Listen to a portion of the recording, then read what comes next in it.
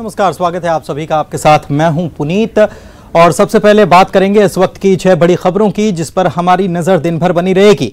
सबसे पहले बात करते हैं भारत और चीन सीमा पर चल रहे विवाद को लेकर। आज सूत्रों के हवाले से खबर आई है कि चीन की सेना करीब 1.5 किलोमीटर पीछे हटी है। इससे चीन अब बैकफुट पर आ गया है। वहीं कांग्रेस और बीजेपी में ट्वीट टेंशन चल रहा है। कोरोना पर राहुल के वार पर नड्डा ने पलटवार करते हुए कहा कि देश का मनोबल गिरा रहे हैं राहुल गांधी। कोरोना की रफ्तार की अगर बात कर ली जाए तो देश भर में कोरोना का मामला करीब 7 लाख तक पहुंच चुका है। वहीं प्रदेश की सियासत की भी बात कर ली जाए तो कयास ये लगाए जा रहे हैं कि आज मंत्रियों के कामों का बंटवारा कर दिया जाएगा। इसके अलावा उपचुनाव की जंग के लिए सिंधिया भी मैदान में कूद गए, उतर आए हैं, वर्चुअल रैली की और कांग्रेस पर निशाना साधा। कांग्रेस भी आज उपचुनाव को लेकर मंथन करने जा रही है जिसमें आगामी रणनीति बनाई जाएगी।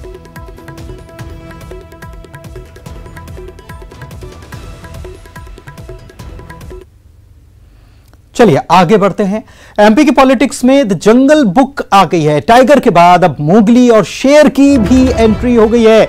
उमा भारती की तरफ से एक बड़ा बयान आया और कहा कि मैं दुर्गा की बेटी हूं, शेर की सवारी करती हूं। दिग्विजय सिंह पर उन्होंने हमला बोला, कहा कि 2003 में ट्रैंकुलाइज गन से बेसुध कर दिया था। कैलाश विजयवर्गीय को बंगाल टाइगर वे बताती हुई नजर आई।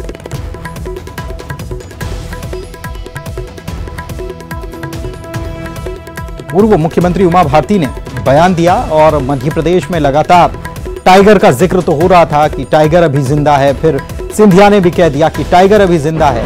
और दूसरी तरफ अब पॉलिटिक्स में पूरी द जंगल बुक उतर आई है, ये कहना गलत नहीं होगा क्योंकि अब मोगली और शेर की भी एंट्री हो गई। उमा भारती ये बयान दे रही हैं कि मैं दुर्गा की बेटी हूं और शेर की सवारी करती हूं। दिग्विजय सिंह पर भी उन्होंने हमला बोला।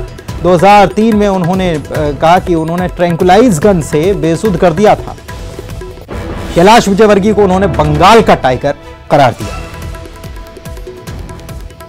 तो जैसे जैसे उपचुनाव का वक्त नजदीक आता जा रहा है वैसे वैसे तमाम तरीके के बयान निकलकर सामने आ रहे हैं और इन्हीं में से एक बयान एक और सामने आया। उमा भारती ने हालांकि नाराजगी जताई थी। जब मंत्रिमंडल विस्तार हुआ तो उन्होंने एक पत्र से नाराजगी जता दी थी और उन्होंने कहा था कि ये जो है इसमें पूरी तरीके से हर बात का जो ध्यान रखा जाना चाहिए वो नहीं रखा गया और उनकी नाराजगी खुलकर उन्होंने जाहिर कर दी थी।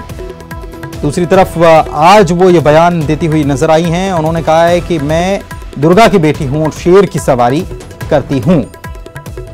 दिग्विजय सिंह पर भी उन्होंने हमला बोलते हुए कहा कि 2003 में ट्रैंकुलाइजर गन से बेसुध कर दिया था। 2003 वो वक्त जब कांग्रेस को मात देकर उमा भारती उस वक्त लीड कर रही थी और उन्होंने मध्य प्रदेश में सरकार बनाई थी बीजेपी की, तो उसका वो जिक्र कर रही हैं और कह रही हैं कि ट्रैंकुलाइजर गन से बेसुध कर दिया था 2003 में। दिग्विजय सिंह को लेकर उन्होंने निशाना साधा और कैलाश विजयवर्गीय को वे बंगाल टाइगर बताती हुई नजर आई।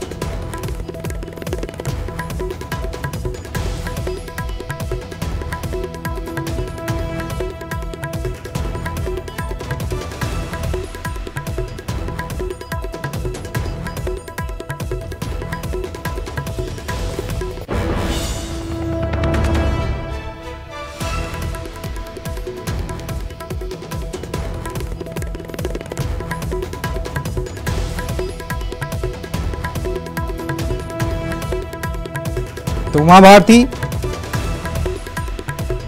अब वो कह रही हैं कि मैं दुर्गा की बेटी हूं और शेर की सवारी करती हूं। उनके कहने की क्या मायने। हालांकि उन्होंने इसके आगे दिग्विजय सिंह के ऊपर हमला बोलते हुए कहा है कि 2003 में ट्रैंकुलाइजर गन से बेसुध कर दिया था।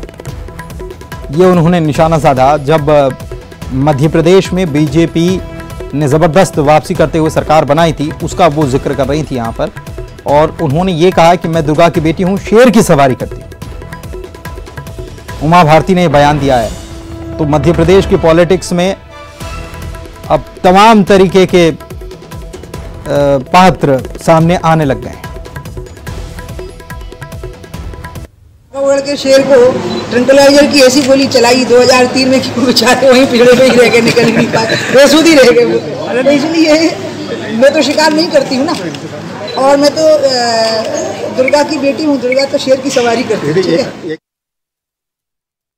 तो मैं दुर्गा की बेटी हूं और दुर्गा तो शेर की सवारी करती है, वो ये यहां पर कहती हुई नजर आई। टाइगर को लेकर क्या ये निशाना है, क्योंकि टाइगर अभी जिंदा है। ये शिवराज सिंह चौहान भी कह चुके हैं, बार बार कह चुके हैं कि टाइगर अभी जिंदा है। जब मध्य प्रदेश में कांग्रेस की सरकार बन गई थी तब भी उन्होंने कहा था कि टाइगर अभी जिंदा है। उसके बाद भी वो लगातार ये बात कहते रहे कि टाइगर अभी जिंदा है अपनी बातों में। फिर अभी हाल ही में ज्योतिरादित्य सिंधिया की तरफ से भी बयान आ गया कि टाइगर अभी जिंदा है। अब ये कह रही हैं कि मैं तो शेर की सवारी करती हूं, दुर्गा की बेटी हूं।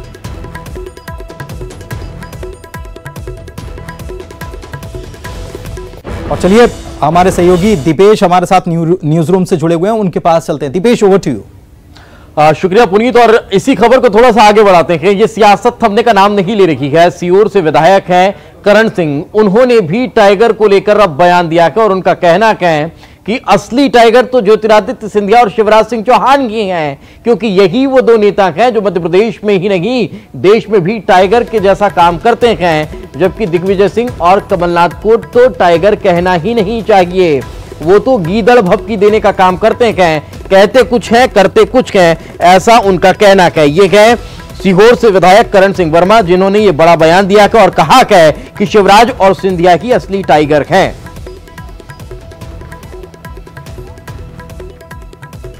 लोग नहीं कहते वो टाइगर है, चाहे शिवराज जी हो, ज्योतिरादित्य सिंधिया जी, वो टाइगर के काम करने तो टाइगर बोलना पड़ेगा। अब तो दिग्विजय सिंह और कमलनाथ भी अपने आप को टाइगर बोल रहे हैं। अरे वो खाए के टाइगर बेचारे, उनको वैसे नहीं कहना चाहिए टाइगर। शेर के बाद क्या नाम आता वो कहना चाहिए उनको। तो वो कहाँ बचा शेर? शेर तो वो होता है जो कहता है वो करता है, धारता है, वो शेर होता है। बाकी तो आप जानते हो आप क्या है, शेर के बाद क्या होता है, क्या नाम मुझे आता नहीं नाम, वो है। वो तो बाकी जिधर बपकी मार रहे हैं 24 घंटा, ये कर देंगे वो कर देंगे। वो एक बार वो पूछेंगे। और टाइगर से इधर अब आपको टेंशन की खबरें बता देते हैं। टेंशन इस लिहाज से कि लगातार मंत्रिमंडल विस्तार के बाद अब विभागों के बंटवारे को लेकर चर्चा चल रही है, मगर इन्हीं सब मसले को लेकर मुख्यमंत्री शिवराज सिंह चौहान दिल्ली दौरे पर हैं और दिल्ली में लगातार वो केंद्रीय नेताओं से मुलाकात कर रखे हैं। आज भी उन्होंने कई आला नेताओं से मुलाकात की, राष्ट्रपति उपराष्ट्रपति से मुलाकात की, साथ के साथ बीजेपी के वरिष्ठ नेता लालकृष्ण आडवाणी से उन्होंने मुलाकात की। और इन सब मुलाकातों के बाद अब ये लगभग तय माना जा रहा है कि आज शाम जब वे मध्य प्रदेश वापस लौटेंगे तो फिर विभागों के बंटवारे का ऐलान कर सकते हैं। आज उन्होंने प्रदेश के विकास को लेकर कई नेताओं से मुलाकात की। उन्होंने राष्ट्रपति रामनाथ कोविंद, उपराष्ट्रपति वेंकैया नायडू के अलावा बीजेपी के वरिष्ठ नेताओं से मुलाकात की। सीएम ने नरेंद्र सिंह तोमर से मुलाकात कर मध्य प्रदेश के बासमती चावल के जीआई टैग के संबंध में भी मांग की है। वहीं उन्होंने केंद्रीय रसायन और ऊर्जा मंत्री सदानंद गौड़ा से भी मुलाकात की और मध्य प्रदेश से संबंधित विभिन्न मुद्दों को लेकर चर्चा की है।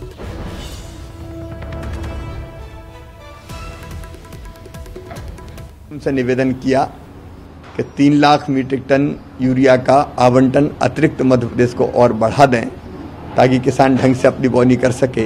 बासमती धान जो मध्य प्रदेश का है उसको जीआई का दर्जा मिल जाए, इसका काफ़ी वर्षों से प्रयास कर रहे हैं।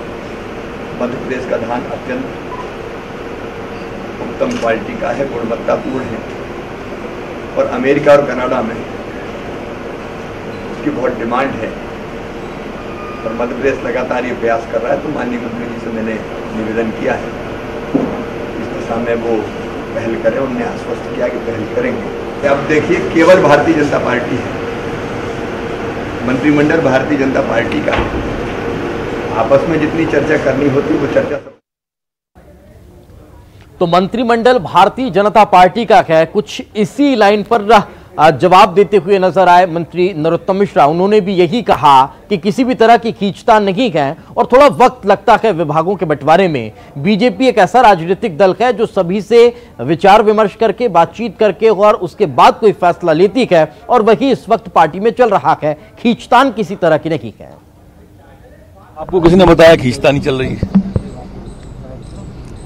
अपने कल्पनाओं में अपन गढ़ लेते हैं। इससे भी ज्यादा समय तक विभाग पर परस्पर बातचीत होती है और इससे भी पहले दिल्ली जाते रहे हैं तो इसकी पहले सबसे चर्चा की जाती है, सबसे चर्चा करने की परंपरा है।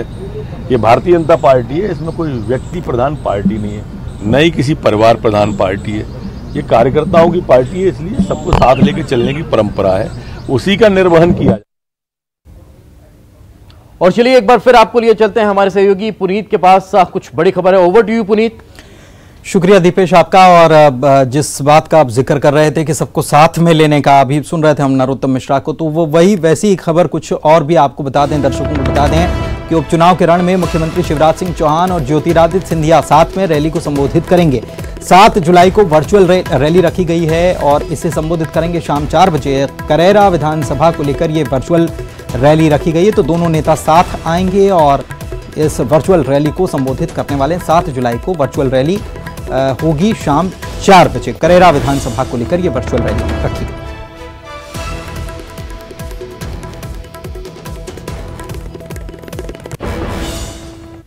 और चलिए आगे बढ़ते हैं। ज्योतिरादित्य सिंधिया ने ट्वीट किया है और ट्वीट करके उन्होंने क्या लिखा है ये बता दें। बीजेपी ही मेरा परिवार है, सिंधिया कह रहे हैं, चाहे मेरे पूज्य पिताजी हों या मैं, हमने कभी भी राजनीति में छल कपट का सहारा नहीं लिया, इसीलिए लोग हम पर अनर्गल आरोप लगाते हैं। मैंने खुद को पूरे विश्वास के साथ भारतीय जनता पार्टी को सौंप दिया है, अब यही मेरा परिवार है। तो लिख रहे हैं कि अब यही मेरा परिवार है। इससे पहले कांग्रेस में वे थे, लेकिन उसको लेकर उन्होंने ये इस ट्वीट के माध्यम से ये बताने की कोशिश की है कि वो छल कपट की राजनीति नहीं करते हैं। ज्योतिरादित्य सिंधिया ने ये ट्वीट लिखा है और कह रहे हैं कि बीजेपी मेरा परिवार है, बीजेपी ही मेरा परिवार है, चाहे मेरे पूज्य पिताजी हों या मैं, हमने कभी भी राजनीति में छल कपट का सहारा नहीं लिया और इसीलिए लोग हम पर अनर्गल आरोप लगाते हैं। मैंने खुद को पूरे विश्वास के साथ बीजेपी को सौंप दिया है और अब यही मेरा परिवार है।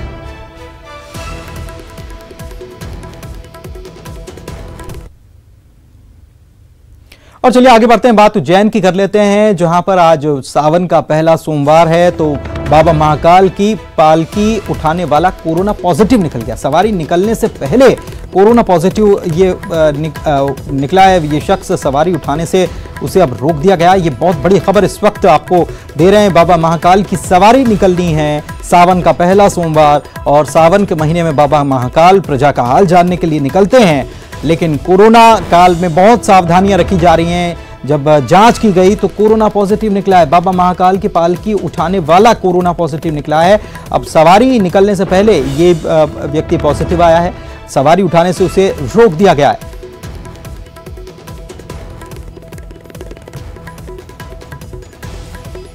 ये बड़ी खबर आपको हम बता रहे हैं उज्जैन से, जहां पर आज बाबा महाकाल की सवारी निकलनी है और कुछ ही देर में, वक्त इसका हो चुका है, कुछ ही देर में निकलनी है, लेकिन उसके पहले पालकी उठाने वाला कोरोना पॉजिटिव निकला।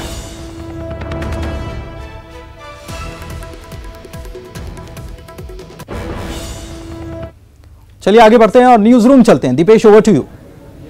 बिल्कुल पुनीत, अब इससे इतर कांग्रेस का जिक्र कर लेते हैं। कांग्रेस में लगातार बैठकों का दौर चल रहा है और उपचुनाव को लेकर रणनीति तैयार की जा रही है। जिन 24 सीटों पर उपचुनाव होने हैं, उन 24 सीटों पर, उन 24 विधानसभा सीटों के जो जिलाध्यक्ष हैं उनके साथ चर्चा चल रही है, बैठक चल रही है। साथ ही साथ काफी महत्वपूर्ण यह बैठक इस लिहाज से भी मानी जा रही है कि उपचुनाव में कांग्रेस की रणनीति क्या होगी, किस स्ट्रेटजी के तहत कांग्रेस चुनाव मैदान में उतरने वाली है, और जो स्थानीय मुद्दे हैं इन विधानसभा क्षेत्रों के, उन सब पर इस वक्त बैठक चल रही है।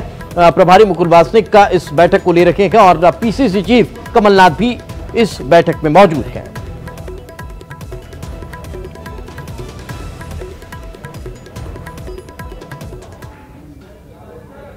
तो मध्य प्रदेश में एक तरफ जहां टाइगर को लेकर सियासत चरम पर है, तो वहीं चप्पल को लेकर भी सियासी संग्राम शुरू हो चुका है। अब आप सोच रहे होंगे कि चप्पल को लेकर सियासी संग्राम किस तरह का। दरअसल पूर्व मंत्री प्रद्युम्न सिंह तोमर ने पहले एक संकल्प लिया था और यह बताया जा रहा था कि जब तक ग्वालियर चंबल क्षेत्र में पानी की समस्या का समाधान नहीं हो जाता तब तक वो चप्पल नहीं पहनेंगे। लेकिन मंत्री बनने के बाद चप्पल पहने हुए उनका बधाई लेते हुए जो फोटो है वो वायरल हो रहा है। अब इसके बाद कांग्रेस ने उन्हें आड़े हाथों लिया है और कांग्रेस इस मामले को लेकर सवाल करती हुई नजर आ रही है कि ये जो संकल्प था वो मंत्री पद के लिए था या फिर समस्या के समाधान के लिए?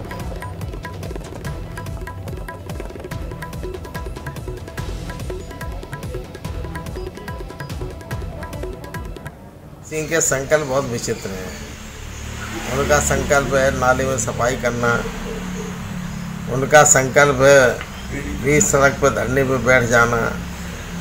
तो उनके संकल्प इतने हैं कि रोज़ाना नए संकल्प करते हैं जनता की लड़ाई के लिए।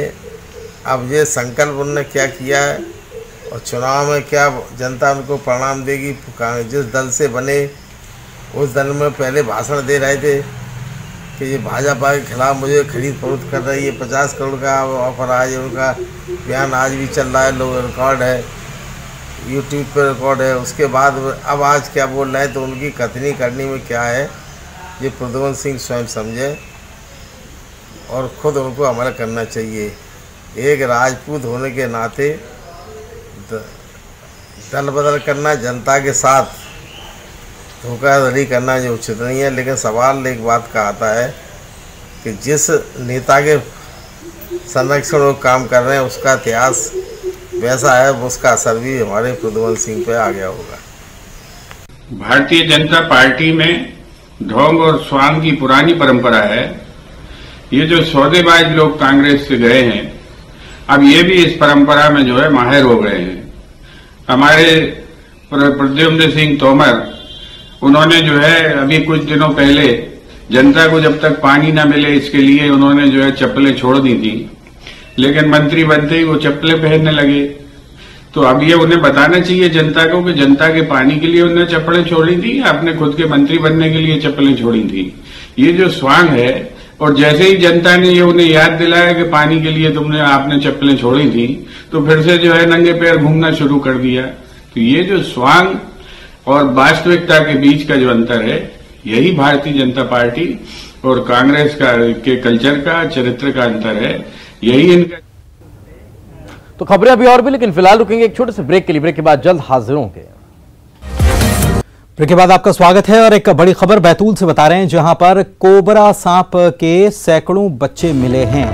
सपुले बड़ी संख्या में ये मिले हैं और मौके पर अब ग्रामीण जुट गए हैं और इन ग्रामीणों ने इस सांप के बच्चों को, सपोलों को बर्तन में रखकर दूध चढ़ाना शुरू कर दिया है। मौके पर ही ग्रामीणों ने पूजा पाठ भी शुरू कर दी है और ये कोबरा प्रजाति के हैं, जो कि सबसे ज़्यादा जहरीली सांपों की प्रजाति में से एक है और वहाँ ग्रामीण उनकी पूजा करना शुरू कर चुके हैं। बड़ी संख्या में मिले हैं। वन विभाग पूरे मामले से बेखबर है। चूना लोहमा गांव का ये पूरा मामला है। ये तस्वीरें देखिए और यहाँ इन पर दूध चढ़ाना शुरू कर दिया है। ग्रामीणों ने इनकी पूजा करना, अर्चना करना शुरू कर दिया। बड़ा इनके लिए भी, क्योंकि कोबरा एक विशेष प्रजाति सांपों की होती है जो सबसे ज़्यादा जहरीली भी होती है और इसे बचाना भी ज़रूरी है। तो ऐसे में इनकी जान के साथ खिलवाड़ भी ये एक प्रकार से कह सकते हैं, क्योंकि बताया जाता है, जो जानकार हैं वो ये बताते हैं कि सांप दूध नहीं पीता है, सांप को दूध पिलाना केवल भ्रांति है। और यहाँ इन ग्रामीणों ने यही करना शुरू कर दिया, पूजा पाठ करना शुरू कर दी है। बड़ी संख्या में ये कोबरा के बच्चे यहाँ पर मिले हैं और ग्रामीणों ने पूरे इलाके को, बड़ी संख्या में जुट गए ग्रामीण और यहाँ पूरे इलाके में पूजा पाठ शुरू हो गई है। दूध चढ़ाना शुरू कर दिया एक बर्तन में रखकर और पूजा पाठ करना शुरू कर दिया। ऋषु नायडू हमारे सहयोगी हमारे साथ फोन लाइन पर जुड़े हुए हैं, उनसे बात करते हैं। ऋषु, बड़ा हैरान कर देने वाला ये पूरा मामला। एक तो जहरीले होते हैं, किसी को अगर काट लिया तो बहुत ज्यादा स्थिति गंभीर हो सकती है। वन विभाग को खबर ही नहीं है सबकी। जी हाँ, देखिए पुनीत, इस तरह के मामलों को वन विभाग आमतौर पर बहुत ही हल्के में लेता है, जबकि ये मामला काफी गंभीर है। कोबरा प्रजाति के ये सपोले हैं, 100 से अधिक सपोले हैं और जैसा कि सर्प विशेषज्ञ बताते हैं कि जन्म के साथ ही जो कोबरा प्रजाति के स्नेक होते हैं उनमें विष होता है, काफी विषैले होते हैं और इतना सा सपोला भी अगर किसी को काट ले तो उस व्यक्ति की मौत हो सकती है। अब तक वन विभाग इस पूरे मसले से बेखबर बना हुआ है। अभी फिलहाल कुछ वन अधिकारियों से हमारी चर्चा हुई है और अब वो कह रहे हैं कि उन्हें जल्द से जल्द जंगल में छुड़वाया जाएगा। लेकिन दूसरी तरफ गांव में अलग ही माहौल बना हुआ है, लोग पूजा पाठ में लगे हुए हैं और उन्होंने बर्तन में इन सपोलों को रखा हुआ और वहां दूध चढ़ाया जा रहा है और पूजा पाठ की जा रही है, जबकि इससे जो है वो स्नेक को भी नुकसान हो सकता है। जो सपोले काफी छोटे और सर्प विशेषज्ञों का कहना है इससे उनको भी हानि हो सकती है और लोगों को भी नुकसान हो सकता है। तो इस तरह के मामलों पे तत्काल वन विभाग को संज्ञान लेना चाहिए और आवश्यक कार्रवाई करनी चाहिए।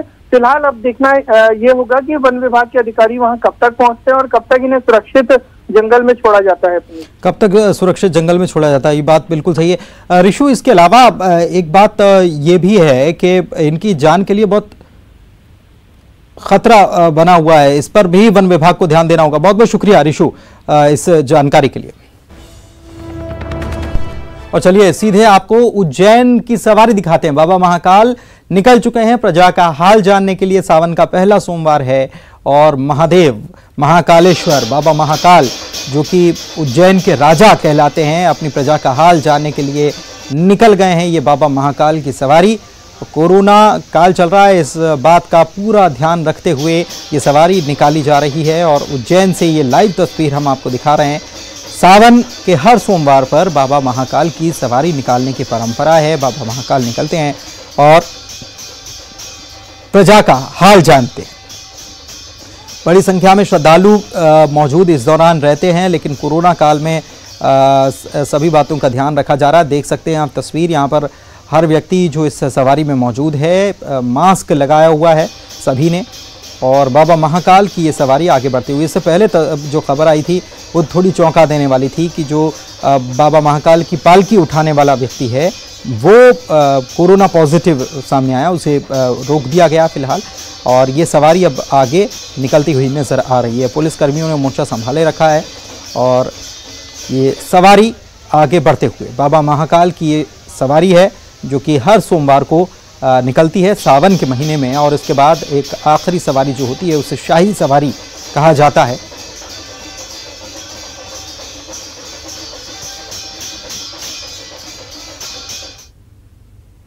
और इसी के साथ इस बुलेटिन में फिलहाल इतना ही। हमारे साथ दीपेश जुड़े हुए थे न्यूज़ रूम से। दीपेश, आपका भी बहुत बहुत शुक्रिया। मुझे भी दीजिए इजाज़त। नमस्कार।